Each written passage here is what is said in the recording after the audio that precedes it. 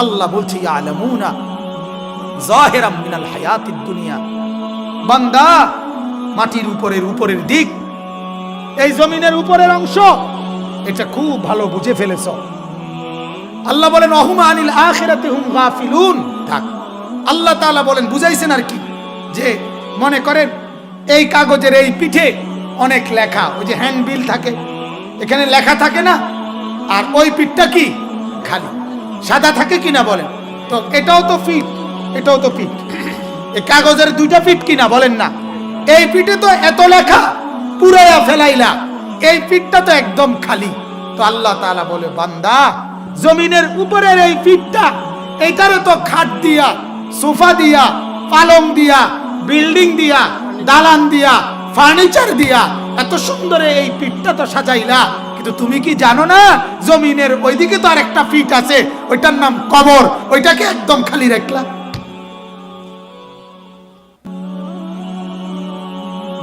এই মাটির হেদিকে আরেকটা পিঠ আছে না, তো ওই পিঠেতে কিছু নাই, ওই পিঠের জন্য কি কিছু লাগবে না? সেই পিঠ খালি কেন? সেজদা কোথায়? নামাজ কোথায়? বন্দিগি কোথায়? কত টাকা দিবানিশি কামাই করলে শেষ পর্যন্ত কত বছর বয়সে তোমার অভাব আর থাকবে না, এই ঘোষণা পৃথিবীতে কোনো গবেষণায় ধরা খাইছে নিয়ে পর্যন্ত কথা কয় না। একটানা একজন মানুষ দিবানিশি কত বছর পরিশ্রম করলে এরপরে তার অভাব আর থাকে না, এটা কত বছর? কথা কয় না নজরুল ভাই? স্যার আপনি বলেন, বলা যাবে কখনো? আছে এমন কোন থিওরি? আরে এমন কোন থিওরি আছে কিনা? যেদিন আপনি কবরে যাবেন, যেদিন আপনার নিঃশ্বাস বের হবে, সেদিনও আপনার ঘরের জরুরত থেকে যাবে, থাকবে থাকবে থাকবেই। হয় নুন নাই, নয় পেঁয়াজ নাই, নয় দৈন্যতা নাই, নয় কাঁচামরিচ নাই, আরেকটা ঘর নাই। হয়তো চেয়ারের খুঁড়া ভাঙিয়া গেছে, নয়তো জানালার সিটকারি নষ্ট হয়ে গেছে। কথা বলেন না কেন? হয়তো বদনা দিয়া ফানি পরে, নয়তো জগ ফাইটটা বাইরে হালা দিছে। আমি বুঝাইতে চাইতেছি, জরুরত শেষ হবে না, কোনোদিনও শেষ হবে কি? 900 বছর হায়াতে দিবানিশি মেশিন চালাইলো, টিয়ার মেশিন, তারপরেও কি হবে না? অভাব যাবে। এটার নাম দুনিয়া, এটার নাম দুনিয়া, এটার নাম দুনিয়া। অতএব বুঝতে শিখেন বাপ, একটু ভাবেন, একটু ভাবেন। ফাতাবিরু ইয়া উলিল আবসার, ও বিবেকবানরা, আল্লাহ বলে ও চক্ষুওয়ালারা, চোখ যাদের আছে, আল্লাহ বলে ও চোখওয়ালারা, একটু ভাবো না। ফাতাবিরু, একটু ভাবো, একটু ভাবো, একটু ভাবো। এত বড় দুইটা চোখ দিয়ে এত বড় সৃষ্টিটা দেখার পরেও আমাকে চিনো না, ঘটনাটা কি? আল্লাহ কোরআন এই জন্য বলছে ওয়া নাহশুরুহু ইয়াউমাল কিয়ামাতি আ'মা, নাফরমানকে আমি, আমার নাফরমান বান্দাকে আমি হাসরের দিন অন্ধ বানাইয়া উঠাবো। কোরআনের আয়াত। কি বানাইয়া? অন্ধ বানিয়ে। ক্বালা রাব্বি লিমা হাশারতানি আ'মা ওয়া ক্বাদ কুনতু বাসীরা। নাফরমান হাসরের ময়দানে আল্লাহকে বলবে, আল্লাহ আপনি আমাকে কেন অন্ধ বানাইলেন? ওয়া ক্বাদ কুনতু বাসীরা, আমি তো দুনিয়ায় সব দেখতাম, আমার তো পুরাই মনে আছে। আল্লাহ আমি তো চোখওয়ালা ছিলাম, আমি তো অন্ধ ছিলাম না। আজ আমি হাসরের ময়দানে দাঁড়িয়ে কেন দেখছি না কিছুই? রব্বুল আলামিন তখন বলবেন, কাযালিকা আতাতকা আয়াতুনা। আল্লাহ বলবেন, বান্দা যতদিন দুনিয়াতে চোখওয়ালা ছিলা, ততদিন নিয়মিত আমি মাওলার অগণিত আয়াত, আমার কুদরতের নিদর্শন, আমি মাওলার নিদর্শন, আমি মাওলা তোমার চোখের সামনে পাঠাইছিলাম। বারবার বারবার বারবার বারবার ফানাসিতাহা, তুমি সব ভুলে গেছো, ভুলে গেছো, সব ভুলে গেছো। একটা ছোট্ট মিস কলের আওয়াজ তোমার মোবাইলে পকেটের ভিতরে, ওইটাও তুমি টের পাইছো। তুমি খুইলা দেখছো কে মিস কল দিল, তারে তুমি রিটার্ন কল ফিরাইলা। আমার আল্লাহ বলে এত বড় মসজিদের মিনারা থেকে 6টা মাইকের হরন দিয়া আমি মাওলা তোমারে ডাকছিলাম, কিন্তু তোমার সেই আওয়াজটা, আমার এত বড় মসজিদের মাইকের আজানের আওয়াজ তোমার কানে একটাবারও ঢুকলো না। কি ব্যাপার বান্দা, কি ব্যাপার? আল্লাহ বলবেন বান্দা, এভাবে আমার কুদরতের নিদর্শন চতুর্দিকে এসেছিল তোমার চোখের সামনে, ফানাসিতাহা, তখন তুমি ভুলে গেছিলা আমি আল্লাহকে। ফাকাযালিকাল ইয়াউমা তুনসা, আজকে আমি মাওলা ভুলে গেলাম তোমাকে। যা যা থেকে সর, এখন আর আমারে ডাকিস না, যা বেঈমান, ভুলে গেলাম আমি তোকে। ফাকাযালিকাল ইয়াউমা তুনসা, আজ তোর আব্বারে ডাক, আজ তোর নেতারে ডাক, আজ তোর অসভ্য বন্ধুরে। যুবক, তুই তোর এই বন্ধুর নামটি লেখা নিস, যেটির লগে দাঁড়াইয়া খাড়াইয়া মতোস, ওদের নাম সাথে রাখিস। যেগুলারে লইয়া নর্তকী দেখোস, উলঙ্গ ছবি দেখোস, ওটির নাম রাখিস লগে, ওরারে ডাকিস। ওই নর্তকীর নাম মনে রাখিস, যার পিছনে পইরা জীবন নষ্ট করছ। ওই অসভ্য জানোয়ার মেয়ের নাম মনে রাখিস, ওরে ডাকিস হাসরের ময়দানে। তোমারে তো দুনিয়ায় বহুবার কইছি আই লাভ ইউ, আইও নাই, এখন আইও, এখন ফেরেশতার হাত থেকে আমাকে একটু রহম করো, বাঁচাও। কোরআনুল কারীমের মধ্যে আছে, উহশুরুল লাযীনা যালামু ওয়া আজওয়াজাহুম। আহা, কোরআনের আয়াত।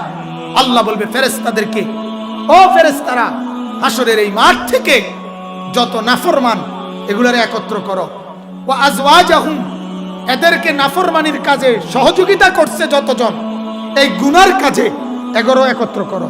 ওয়ামা কানু ইয়াবুদুন মিন দুনিল্লাহ, আমি আল্লাহকে বাদ দিয়া যে যার গোলামি করছে তারও একত্র করো, তিনও সিটারে একত্র করো।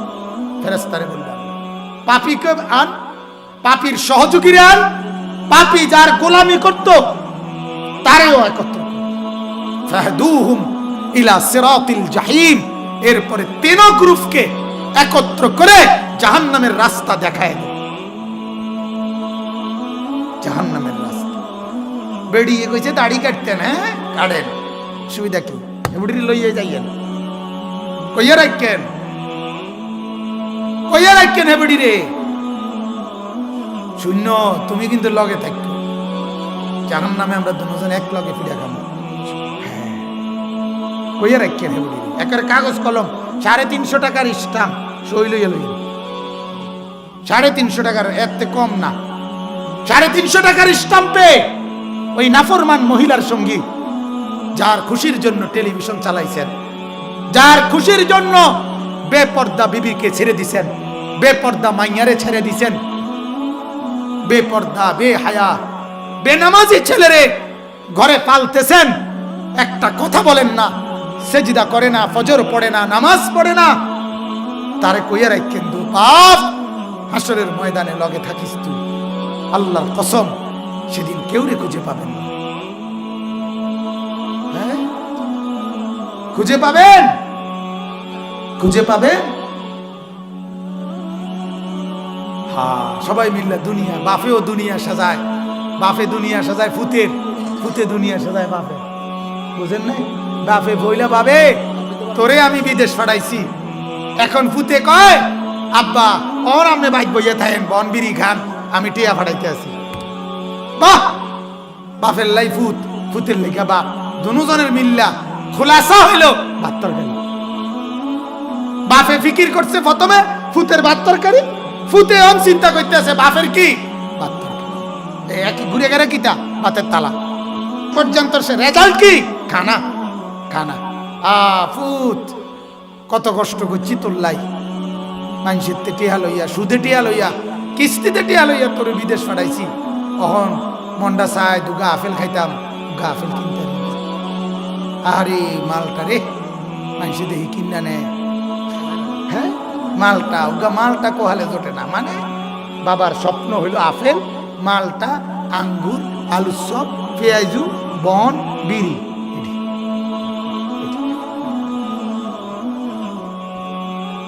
যদি বলেন না হুজুর আমি এডি নিয়তে না, তো যেনি কইবেন আপনি আগে এটা উত্তর দেন। যদি এডি নিয়তে না থাকে তো ফুতের নামাজের ফিকির করলেন না কেন? আপনি যে 18 বছর বয়সে ছেলেটাকে বিদেশ পাঠাইবার সময় আপনি তো চোখে দেখছিলেন এই 18 বছর বয়সে আপনার বাড়িতে ছেলেটা একটা বছর যাবত কোনোদিন ফজরের নামাজ পড়লো না। এই ডাকাতের লেগা কি টাকা খরচ করে? কথা কোন? আপনি কি বুঝান আমারে? আমারে বুঝাইলে লাভ হবে, আল্লাহরে বুঝাইতে হবে না? কথা বলেন না কেন? আল্লাহকে বুঝে, আল্লাহ আমাদের দিলের হালাত জানে না? আমি না জানি না, আল্লাহ তো জানে। আমি না কইতে চাইতাম না, আল্লাহ জানে কি না বলে। এই জন্য অন্য প্রসঙ্গে চলে গেলাম। এরপরও কথা বলার জন্য বুঝাইছি, কবর দেখে ভাইবেন এটা আল্লাহর আয়াত, আল্লাহর নিদর্শন। মৃত্যু, অ্যাক্সিডেন্ট, বিপদ, দুর্ঘটনা, অসুস্থতা, রোগ, এগুলো সবগুলো কি আল্লাহর পক্ষ থেকে কুদরতের নিদর্শন। বান্দা এটি দেখে দেখা বুঝো, এটি দেখে দেখা বুঝো, ঠিক হয়ে যাও, ঠিক হয়ে যাও, ঠিক হয়ে যাও। ঘূর্ণিঝড়, জলোচ্ছ্বাস, টর্নেডো, সাইক্লোন, করোনা, ওমিক্রন, মহামারী, আযাব, গজব সব আমার নিদর্শন। আমাকে দেখে, এগুলো দেখে আমার কাছে ফিরে আসো, আমার সেজদা করো, আমার গোলামি করো, আমার গোলামি। কথা বুঝছেন না? যেই ছেলে দেখবেন এখন তো আর নাই, ছোটবেলায় আমাদের আমলে তো ছিল গুড্ডি উড়ানি। কথা বোঝেন নাই? গুড্ডি উড়াইতো না? তো গুড্ডি যে উড়ায় তার সুতা না ছাড়ে, কি ছাড়ে না? নাটাই ছাড়ে না। নিয়ম হলো নাটাই কি করে না? ছাড়ে না। কি ছাড়ে? সুতা যত দূর হয়ে যাক, গুড্ডি মিয়া যত দূরে চলে যাক, এবারটা যদি ভাবে আমারে মনে ছেড়ে দিছে নাকি, না, ছেলেটা বলে না দোস্ত তোমার সুতা ছাড়ছি, কি ছাড়ি নাই? নাটাই ছাড়ি নাই, নাটাই আমার হাতে। এরপরে এরপরে পুরাদে ছেড়ে দেয় নাই। এটার প্রমাণের জন্য যেই ছেলে ঘুড়ি উড়ায় সেই ছেলে ঘুড়ির আগার রশি মাঝে মধ্যে এমনি এমনি কুতুর কুতুর টান দেয়, এমনি এমনি টান দেয় না? টান দিলে ঘুড়ি হে মাথা টের পায় না, ও ওটা গেছে না, ওটা দূরে রেখেছে। কথা কয় না? ঠিক কিনা বলেন? আমরা তো ছোটবেলায় কুতুর কাতুর উড়াইছি, তো আমি এত ভালো পারতাম না, বাকি একটু একটু উড়াইছি, তো এটা তো দেখতাম, এরকম করতে বলা পাইনি। ঠিক কিনা বলেন? আল্লাহ তাআলা বলে বান্দা 60 বছরে আমি তোমার হায়াতের সুতা না ছাড়ছি, নাটাই ছাড়ি নাই। নাটাই আমার হাতে। কার হাতে?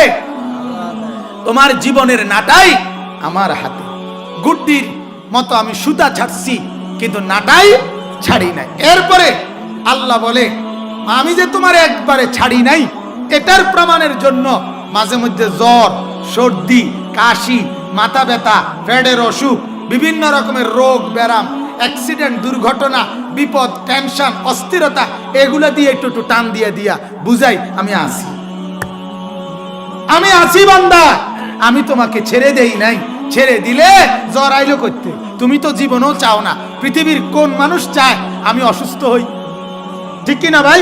কেউ কি চায়? তাহলে কে দেয় তাহলে অসুস্থতা? আল্লাহ দেয়। ওই মানে গুড্ডির আগার সুতা ধরে কি দেয়? টাইনা টাইনা কয় বান্দা আমারে ছাইরো না, আমি আছি, আমারে ভুলো না। কিন্তু বান্দা বড় নাফরমান, এত টানের পরেও হেতের কথা হেতে যে এমন বেশব হয়েছে, বেশত এমন বেহুশ হয়েছে, হেতে এটা লড়েও না, মাতেও না, আসেও না, কান্দেও না। হেতের কথা হইল আমার বিড়ি বিড়িয়ে, আমার গফ গফে, আমার নর্তকী দেখা দেখাই, আমার নাটক নাটকে, আমার সিনেমা সিনেমায়, সাদওয়ানে এই যে টেলিভিশন চলতে আছে, রাত নাই দিন নাই, নাফরমানের কত চিন্তাও নাই। আরে কি তারে বাবুরে, এটার কি কোনো কত জিরান্তিও নাই, বিশ্রামও নাই? বলেন নাউজুবিল্লাহ।